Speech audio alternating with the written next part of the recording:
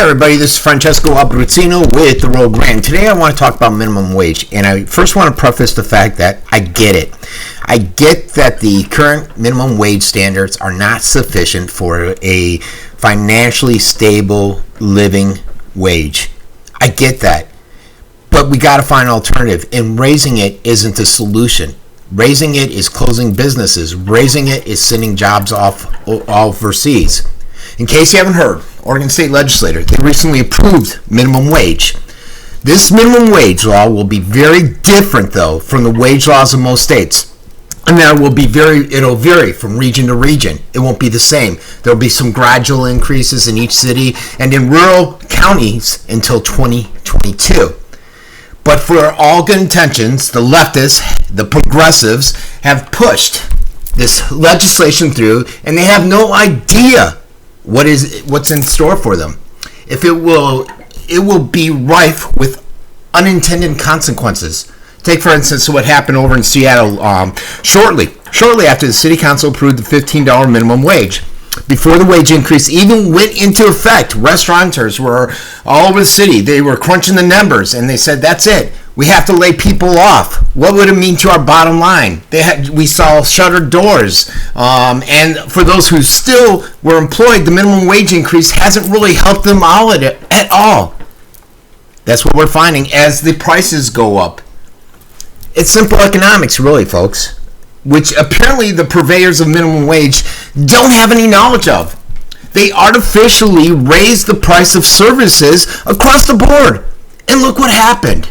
The businesses that couldn't afford it either shut down, laid off workers, and the businesses that could afford it, well, they simply just shifted some of the money around by eliminating benefits or putting some of those dollars towards wages or increasing their pricing points at the stores or the restaurants.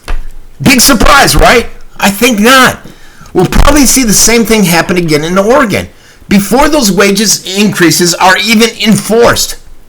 What the supporters of minimum wage or higher minimum wage just don't get is that it hurts the poor, unskilled workers the most. They want to believe that it will help these people attain a livable wage, but it won't. In fact, folks, when states or cities try to raise this minimum wage, it often forces these low-skilled workers to move into different states to find better work, to find better opportunities. The minimum wage is a job killer when you increase it, and that takes work away from the people who need it the most, the poorest of us all. It also sets the bar too high for the workers that lack experience. Just think about it. Whenever a business hires a new employee, they're taking a big risk. It costs money to train these people. They have no idea if these people will work out. The less experienced they are, the more risk it entails. And thus they pay these workers less money to hedge the risk.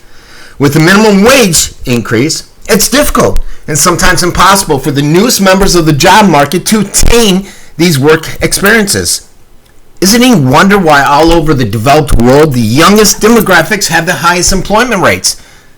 Surely this is a contributing factor that must be considered.